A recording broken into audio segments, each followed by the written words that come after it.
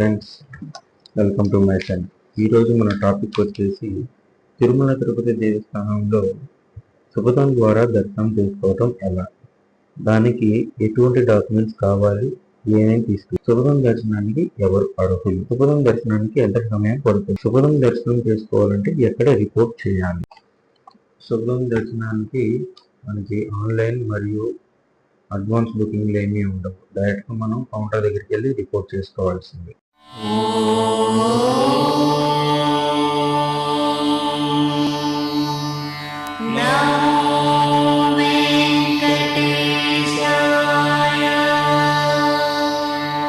సంవత్సరం లోపు పిల్లలు ఉంటే ఒరిజినల్ ఆధార్ కార్డు లేదా బర్త్ సర్టిఫికేట్ ఉండాలి బేబీది. దాంతోపాటు మదర్ తల్లి యొక్క ఒరిజినల్ ఆధార్ ఖచ్చితంగా ఉండవలసిందే. ఇట్లా ఎవరైనా వెళ్ళే పని అయితే కనుక ఖచ్చితంగా మెడికల్ సర్టిఫికేట్ మరియు ఒరిజినల్ ఆధార్ కార్డ్ వాళ్ళది ఉండవు. ఎవరైనా ఒక బంధువుని పంపిస్తారండి సేఫ్టీ గార్డియన్గా.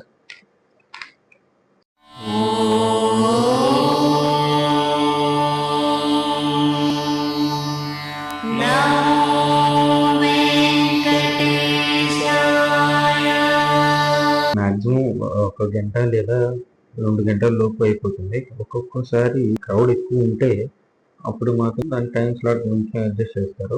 ఎక్కడ కూడా మనకి కంపార్ట్మెంట్లో వెయిటింగ్ హాల్స్లో ఆపరు. లైట్గా క్యూలో గోపురం దగ్గరలోకి తీసుకెళ్ళిపోతారండి.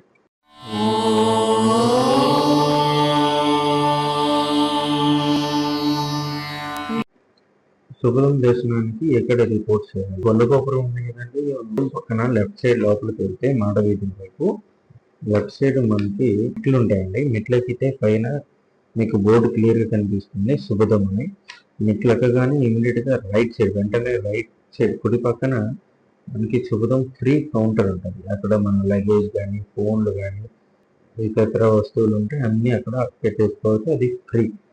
అక్కడ మన లగేజ్ కానీ ఏదైనా పెట్టేసుకొని, చాలా మంది సుపథం అంటే ఓన్లీ దర్శనం అనుకుంటారు. వాళ్ళకి లడ్డు కూడా ఉంటుందండి. ఈ వీడియో కనుక మీకు నచ్చినట్లయితే లైక్, షేర్, సబ్స్క్రైబ్. ఈ ఇన్ఫర్మేషన్ ఎవరికైతే ఉపయోగపడుతుందని మీరు అనుకుంటారో వారికి షేర్ చేస్తే వారికి ఉపయోగపడుతుంది.